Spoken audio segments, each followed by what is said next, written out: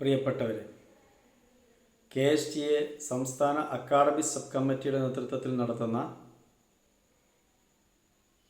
പ്രഭാഷണ പരമ്പരയിലെ മൂന്നാമത്തെ പ്രഭാഷണമാണ് ഇന്ന് നടക്കുന്നത്.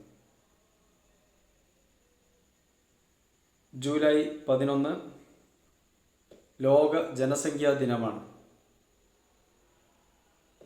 ജനസംഖ്യാ ദിനത്തോടനുബന്ധിച്ച് ഇന്ന് നടത്തുന്ന ഈ പ്രഭാഷണം നടത്തുന്നത് പ്രൊഫസർ സി ഇരുദയരാജനാണ്. International institute of migration and ഡെവലപ്മെൻറ്റിൻ്റെ ചെയർമാനായും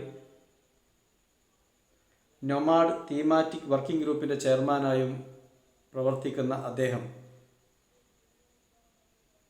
ദേശീയവും അന്തർദേശീയവുമായ വിവിധ ജേർണലുകളിൽ ഇത് സംബന്ധിച്ചുള്ള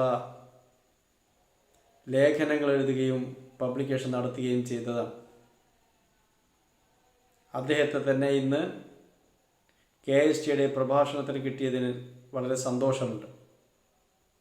സംസ്ഥാന കമ്മിറ്റിക്ക് വേണ്ടി നിങ്ങൾക്കെല്ലാവർക്കും വേണ്ടി അദ്ദേഹത്തെ സ്വാഗതം ചെയ്യുന്നു. ലോക ജനസംഖ്യ വളരെ വേഗത്തിൽ വർദ്ധിച്ചുകൊണ്ടിരിക്കുകയാണ്. ലക്ഷക്കണക്കിന് വർഷങ്ങൾ കൊണ്ടാണ് 100 കോടി ജനങ്ങൾ എത്തിയതെങ്കിൽ പിന്നീട് 200 വർഷം കൊണ്ട് അത് 700 കോടിയിലേക്കും ഇന്ന് 770 കോടിയിലേക്കും ജനസംഖ്യ എത്തിയിരിക്കുകയാണ്. ഇത് വലിയ പ്രത്യാഘാതമാണ് ഉണ്ടാക്കുന്നത്. ലോകത്തെ വിവിധ വിഭാഗം ജീവികൾക്കിടയിൽ മനുഷ്യരുടെ മാത്രം ജനസംഖ്യ ഇങ്ങനെ വർദ്ധിക്കുന്നത് നമ്മുടെ ആവാസ വ്യവസ്ഥയെയും പ്രകൃതിയെയും വലിയ രൂപത്തിൽ ദോഷകരമായി ബാധിക്കുകയാണ്. ഇത് മറ്റു ജീവികളെ മാത്രമല്ല, മനുഷ്യരുടെ ജീവിതത്തെ പോലും ഗുരുതരമായി ബാധിക്കുന്ന സ്ഥിതിവിശേഷമാണ്. അതുകൊണ്ടാണ് UN 1989 മുതൽ തന്നെ ലോക ജനസംഖ്യാ ദിനം ആചരിക്കാൻ ആരംഭിച്ചത്. ഓരോ ദിനം ആചരിക്കുമ്പോഴും ആ ദിനത്തിൽ ഉയർത്തിവിടുന്ന ആശയങ്ങൾ വിവിധ തലങ്ങളിൽ ചർച്ച ചെയ്യുമെന്നും അത് നമ്മുടെ രാഷ്ട്രീയേതര മേഖലയിലെ അജണ്ടയായി മാറണമെന്നുള്ളതാണ് ഉദ്ദേശിക്കുന്നത്. അതുകൊണ്ടാണ് ഈ വിഷയം ചർച്ച ചെയ്യണമെന്നുള്ളത് കൊണ്ടാണ് KSTA ഈ വിഷയത്തിൽ പ്രത്യേക പ്രഭാഷണം നടത്താൻ, അത് ജനങ്ങളിലേക്ക് എത്തിക്കാൻ തീരുമാനിച്ചത്. ജനസംഖ്യ വളരുന്നത് മനുഷ്യരുടെ തന്നെ ദാരിദ്ര്യത്തിന് കാരണമായിത്തീരും. ദാരിദ്ര്യത്തിന് കാരണം ജനസംഖ്യ മാത്രമല്ല, നമ്മുടെ ഭൂമിയിലെ സ്വത്ത് ഒരു വിഭാഗം ചെറു ന്യൂനപക്ഷത്തിൻ്റെ കയ്യിൽ അകപ്പെട്ടിരിക്കുകയാണ്, അവർ അടക്കി ഭരിക്കുകയാണ് എന്നുള്ളത് കൊണ്ടുകൂടിയാണ് അങ്ങനെ സംഭവിക്കുന്നത് എന്ന് നമുക്കറിയാം. വ്യവസ്ഥിതി കൂടി മാറിയാലെങ്കിൽ മാത്രമേ നമ്മുടെ പട്ടിണി മാറ്റാൻ കഴിയൂ എന്ന് തിരിച്ചറിയുന്നവരാണ് KSTA. ഞാൻ ദീർഘിപ്പിക്കുന്നില്ല. ഈ ദിനത്തിൽ നമ്മുടെ ക്ഷണം സ്വീകരിച്ച് ഈ പ്രഭാഷണം തയ്യാറായ പ്രൊഫസർ S ഇരുദയരാജനെ ഞാൻ നിങ്ങൾക്കെല്ലാവർക്കും വേണ്ടി ഹാർദവമായി അഭിവാദ്യം ചെയ്യുന്നു. അദ്ദേഹത്തെ പ്രഭാഷണം നടത്തുന്നതിന് വേണ്ടി സ്വാഗതം ചെയ്തുകൊള്ളുന്നു. നന്ദി, നമസ്കാരം. Dear friends, first of all, I would like to thank the Kerala School Teachers Association for inviting me to give a special talk on the World Population Day, July 11. And I am thankful to both Anislal and Safi for coordinating with me for this talk. Before I start, I would like to say few words about July 11. Why July 11 is celebrated as World Population Day? In fact, if you have to go back to the history of starting the World Population Day, I am very glad to inform you that our founder president, H.C. Sakaria, of the International Institute of Migration Development while he was in the World Bank, decided the date, July 11, to celebrate the World Population Day when the world crosses 5 billion in 1987. We are celebrating for last 34 years this event. And currently, K.C. Zakaria, who suggested this date in Washington, now lives in Kerala, and he is 98 years old. I just spoke to him today morning. We have to look that someone from Kerala fixed the date for the Global World Population Day celebrations.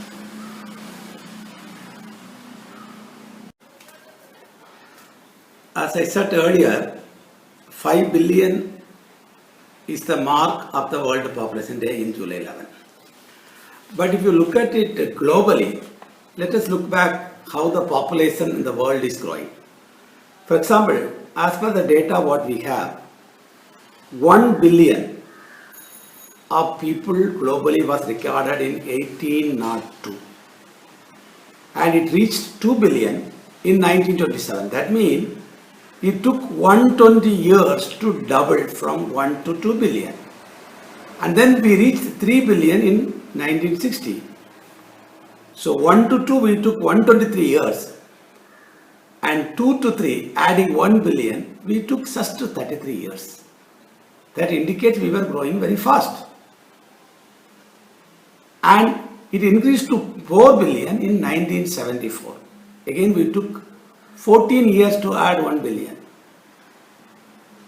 And then we increased to 5 billion in 1987, where we started celebrating as a world population to remember the world that we are growing, 5 billion people in the world. So it was in 1987. We increased to 6 billion in 1999. We took just 12 years to add 1 billion. And 2011 we increased to 7 billion. Again 12 years. And we are expecting 8 billion in 2023. Again 12 years. That means we are growing faster than earlier days. Now when we talk about population, this is the world population we are talking about. The population growth is basically by 3 important components. I will come back to that little later. The components are birth, death and migration. Through birth, we are adding people to the world. That's why we always call them plus. Deaths, it is minus, we are negative. Somebody dies, we are minusing them from the world.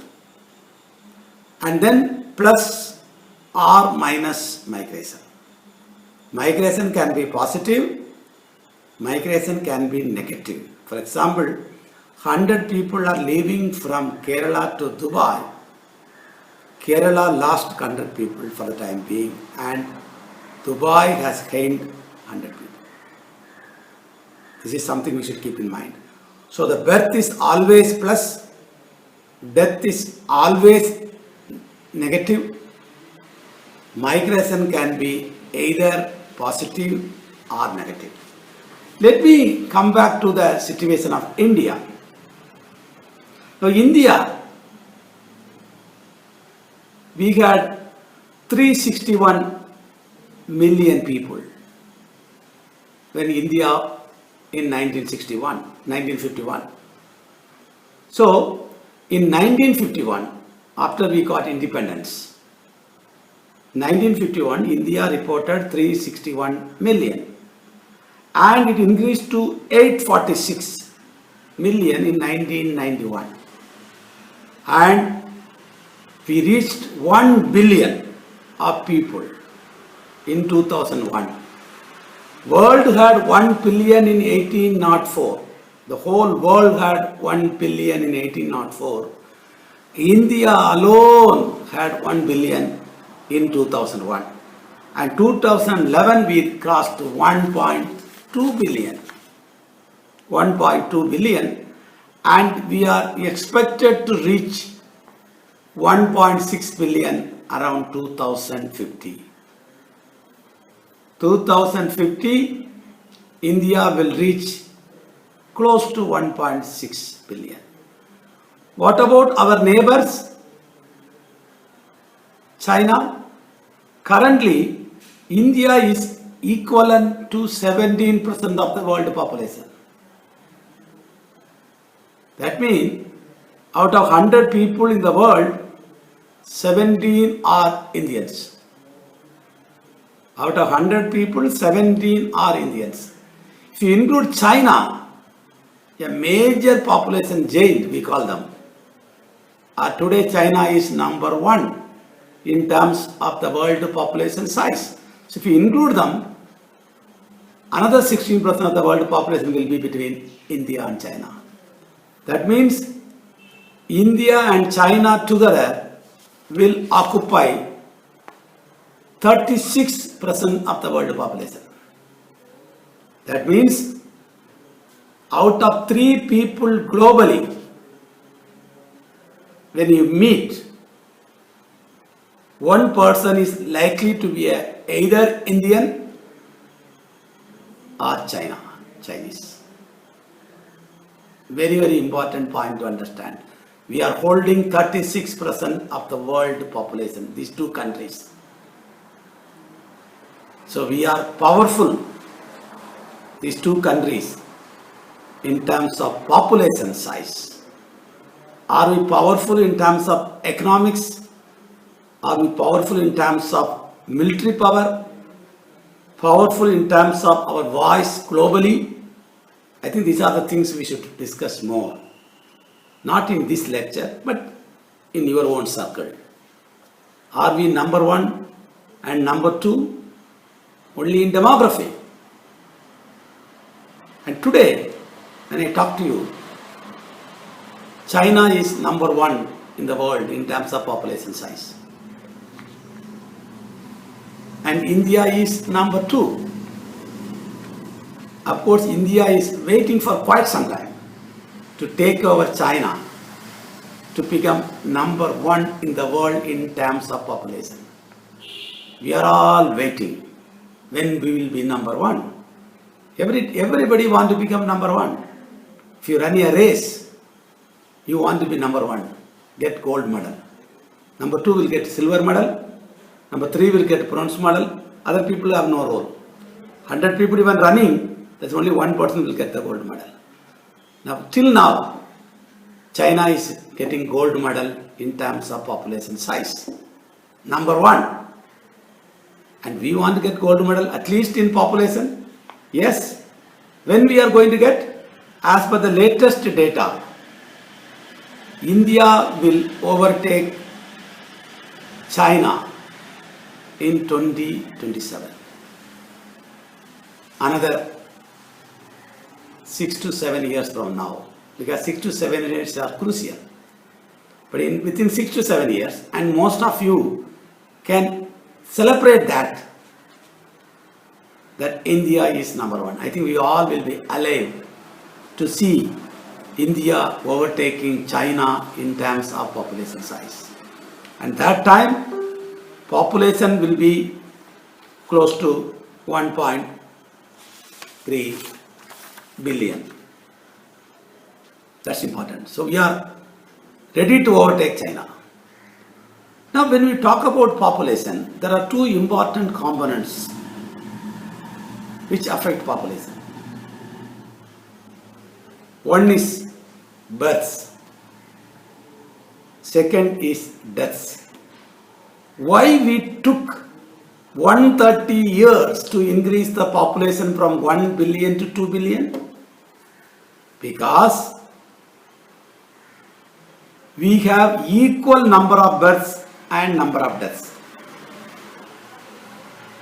In 1800, for example, 100 people are born, 100 people died. So growth is 0.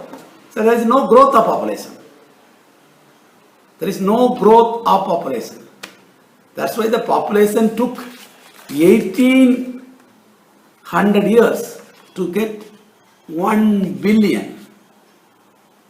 1800 years, they took 1 billion to reach 1 billion. Then I told you, 132 years for 1 to 2, then now we are taking only 12 years. Now, as a human being, what many policymakers did, they said it is too bad, people are dying like flies.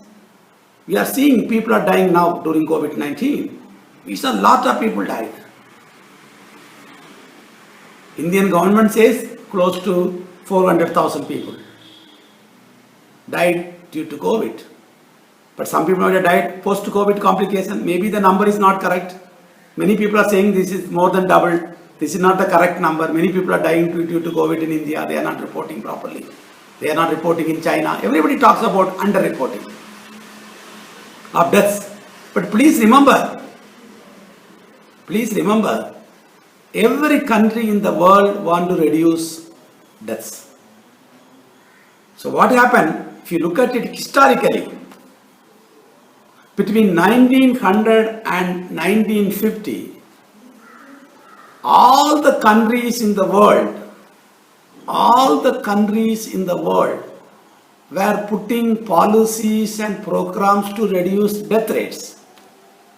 They want to reduce death rates. Now we are talking about COVID vaccination. Do you remember? In those days we had a malaria vaccination, we have TPT, we have measles vaccination. So many vaccinations were introduced in globally. That's why we know about vaccination. Now we are talking about COVID-19 vaccination. But vaccination is part of the human life to control mortality, control morbidity. We are trying to control mortality. So every government have decided to invest lot of money to reduce mortality. So what happened at the end of the day? It's very simple. We have reduced mortality. For example, 100 people born. Earlier 100 people used to die. Then the growth is 0. 100 born, 100 death equal to 0. But now 100 people born, the number of death is only 50. That means you are adding every minute 50 people. Because 100 people born, only 50 died. So you have 100 today born and 50 left out from last day. So we were adding the population because of the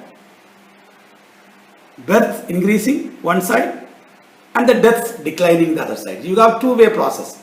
One side, the births are increasing, the other side, deaths are coming down. Then what happened? We all thought the population is growing. What we decided between 1950 to 2000, we thought we are producing too much. People are not dying. For example, I remember my mother used to tell me, my grandmother had 9 children. My grandmother had 9 children. You can all imagine, you go back to your house, you talk to your parents, you talk to your grandparents. If your great grandparent is still alive, maybe 80 plus or 90 plus, ask them how many children they had. Most of them had, number of children were very, very high. 8, 12, I talked to some people, somebody had even 14. But please remember, 14 is the children they have seen. There may be fetal wastages. There may be spontaneous abortions. Lot of things might be happening, but we are talking about live birth. That means my grandmother had produced 9 children, live births. And the 9th was my mother. And today, I don't think any couples in this country is producing 9 children. Any couples.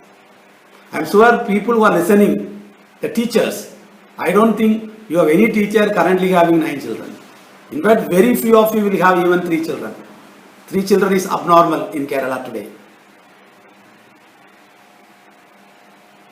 Abnormal. 1 is normal.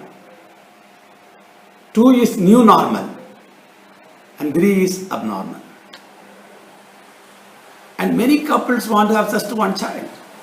In today, Kerala alone, 20% couples have just one child. Just one child. And 10% couples cannot have children. What we call them childless couples. So 30% is over. And another 20 to 30% will have just 2 children. Today in Kerala, you will have just close to 3 to 4% couples will have 3 children. The next generation, you will not find couples, no couples will have more than one even. Even one they will find it difficult. Where the infertility will go up. So that is the reality. So what we did as a government, as a policy maker, 1900 to 1950 we were spending time to reduce mortality. For example, when India got independence, an average Indian used to live less than 50 years. But today Indian lives 70 years. A Malayali child born today can live 70 years. 70 years a child born today in Kerala can live 70 years. If everything goes on well. Like economics we say, certain things remaining the same. And an average Keralites can live 70 years. An average Indian can live 62, 63 years. But what happened 50 years back? And an average Indian used to live only 40 years. So we have increased peoples to live longer. So what we have decided, let us control our children, our fertility. So what happened? Every government want to reduce fertility. Probably India was the first country in the world to introduce family planning in the first 5-year plan. First country in the world to introduce 5-year plan. 1950s. Many of us were not born. Some of you listening to the lecture, you were not born in 1950. If you are born in 1950, you would have retired already. Before you were born, there was a control of fertility. Before you were born, we were talking about controlling children. We are not talking about a 2-child family, or now China is talking about 3-child family. We are not talking about that. But there was a control policy existed in this country in 1950s to control fertility, to control number of birth. People were telling don't produce more children. It was part of the planning process in this country. And at that time, many people felt if you want to reduce poverty, you have to reduce the number of people. You want to reduce unemployment, you want to reduce number of people. Of course, some people don't believe that. Some people don't believe. But many governments were started off. India started off with this policy of controlling births. And China thought they are not doing well. China thought they are not doing well. Why they felt they are not doing well? Because India was not doing well in fertility. But then we had emergency. During emergency, they have sterilized close to 8 million people in this country.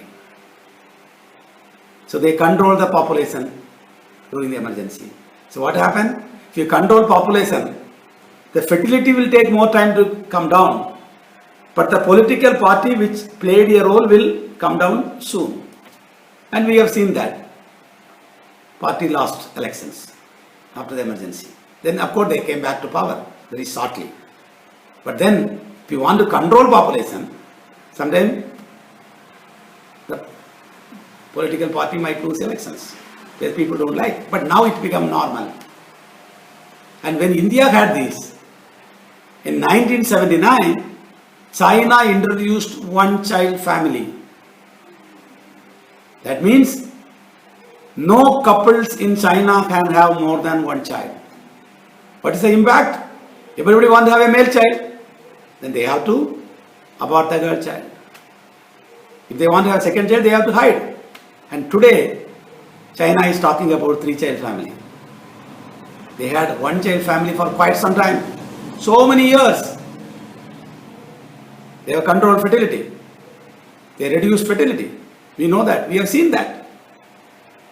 You have seen that. 1-child family. And I went to China in 1990 to look at one-child family and its implication for the future of China. And I wrote a paper on that in 1990. And please remember, when the one-child family was introduced, wherever I visit among the young couples, all of them had only one child. And it created complete, I will not say complete chaos, but complete family structural change. And these one children, they have no uncle. There is no uncle. Whom you call uncle? No aunties. Everybody has only one child. No Periyappa. No Chittappa. No relationships. Completely collapsed. You have only one child. Whom you are going to call? When you grow old, your children, there is only one. There is nobody to call you uncle, auntie, Periyappa, Chittappa. All was gone. Completely gone. So the demography also can change the culture, the family structure of the society. So all countries in the world want to reduce fertility. What happened? Now, one side, mortality has come down, people don't die, people live longer. People live longer. And we control the fertility now. So, an average Indian today produces just 2 children. And an Indian lives 70 years. So, you achieve the maximum, living longer and having less number of children. In fact, Kerala, the state where we live, in 1990, Kerala has achieved 2-child family norm. And I came to 1987 in Kerala to study and work.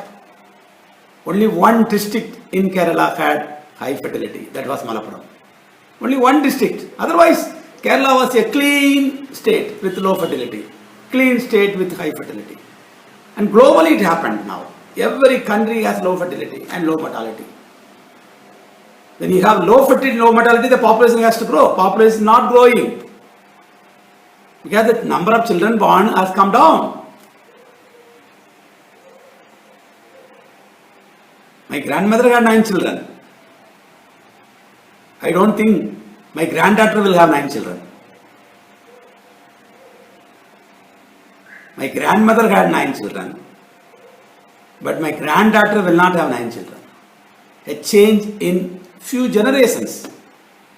When you call your mother, my mother is called by my child, your grandparents, then we have one generation is lost. Your mother become grandmother, then there is a new generation is born. New generation is born. And generation takes only 30 years. So within 100 years, the world is completely changed by demography.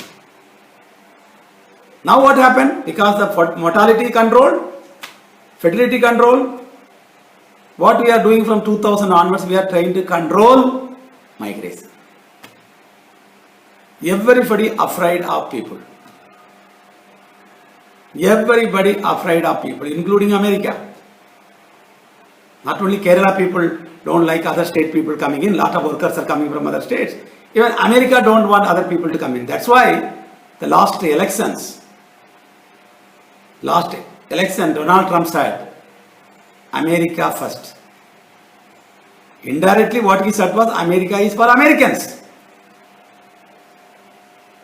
And we had the similar voice in 1960. Maharashtra is for Maharashtrians. We have seen the same voice. Malaysia is for Malaysians. So the migration became a hot topic today in the world. Everybody want to close the border. Everybody want to close the border. Brexit. UK don't want other countries' people. UK want money, but not other countries. You can invest money in UK. There is no barrier to invest in UK. But there is barrier to move people there. There is a barrier. That's called Brexit. They don't want all the Europeans to going there. They don't mind people invest money. They change capital from Paris to London. They have no problem. But they don't want all the French people moving to UK. That's why they started the Brexit policy. And today every country, Even some states in our own country, in India, they are making a law. The jobs are reserved for locals. Locals. Who is local? Nobody knows. Who is local? Many of us are migrants. We are all migrants. You go back, look at it, many of them are migrants from one city to another city, one state to another state, one country to another country. We are all moving. We are all movers. Everybody is moving. Migrants. Now everybody wants to control. And COVID-19 came as a big opportunity for people to play up migration politics. COVID-19 came as a important tool for many politicians and the government to play politics on the border. On the border. That's why many countries close their border. Forget about countries. Even states close the borders. States close the border. And districts close the border in the name of COVID-19. Triple lock. Even you want to move from district to district, you have to get a pass. You want to move from state to state, you have to get e-pass. Did any one of you heard in your lifetime e-pass? And e-pass was brought by COVID-19. So we are using COVID as an occasion to control or regulate or stop migration or reduce migration. Every day there will be, every week there will be 100 flights will go from Kerala to Gulf. Now the Gulf flights are not going. So people are not going. People are losing jobs. So I think this is something very, very important. Before I conclude, I would like to say a few words about COVID-19. Because nothing will move without COVID-19. So COVID-19, I think India has done reasonably well compared to many countries. Though in globally we are number 2 in terms of the absolute number of people affected by COVID, India is number 2 globally. And number of deaths, we are number 3. And the highest number of people died in the world due to COVID-19 is America. So America failed. The big powers in the world surrendered under COVID. Where it came from? It is a psychological war, or a weapon, or a war, we don't know. That's why I always tell people, COVID-19, we are fighting Third World War. I have not seen the First World War. I have read it. I have not seen the Second World War. I have read it again. You all maybe, some of you might be studying history. You can go back and look at the First World War and Second World War. What happened? There will be 2 groups of people fighting against each other. There is one group in the world, and the world is divided into 2 groups. They fight with each other. It was the First World War. Second World War, what happened? Same fight. Some people will go and bomb in Japan. Some people will come and bomb. The Second World War. There was a group. Why I called COVID-19 as a Third World War? COVID-19 made all of us to fight ourselves. There is no group. There is no group. And also remember, nobody has seen COVID. Nobody has seen COVID even today. If you know where it is COVID, we would have bombed the COVID. We are very powerful now. If you know there is a terrorist in some one village, we can bomb the whole village. We have powerful bombs. But COVID, none of them have seen. It is moving. It is moving everywhere. 200 countries today COVID is present. 200 countries in the world COVID is present. Indians also present in 200 plus countries. So COVID and Indians are almost like, we are all moved. Our mobility is cut down by COVID-19. And Kerala, if you look at it, it did well in the first and reasonably in the second wave. And please remember, Kerala was number 1. When Prime Minister announced lockdown in last March, Kerala was number one in terms of COVID infection with 100 plus. Maharashtra was number two in last March. But we controlled COVID very well. Of course, I was part of the COVID-19 management committee in wave 1. We did very well. Everybody in the world talked about COVID-19 management in Kerala. Everybody praised. Two things happened during COVID-19. I think Kerala did very well. In terms of control, in terms of lockdown, in terms of triple lockdown, in terms of checking back their routes, route maps, all those things. What they did extra is that they also provided livelihood for people. Migrants were protected very well. They were given in the camps. They were given what is called the common kitchen, community kitchen. And then plus all the people were getting rice, free rice and some pensions. So they did very well in social security schemes. I don't think anybody starved during COVID-19 wave in Kerala. Added to that, there was a Vande Bharat flight. As per the latest data, Kerala received 15 lakh return migrants. During the elections for the assembly, I was telling many people, the return migrants who came from the Gulf, normally they never vote because this time they were forced to come to Kerala, and the old people who were given old age pension regularly during the last few years, and especially during COVID-19 wave, they are going to rewrite the political history of Kerala. At least 25 to 30 constituencies, they will be deciding factor of which front is going to win. Both return migrants and the elderly. And I think both of them have gone towards the LDF. After a gap of so many decades,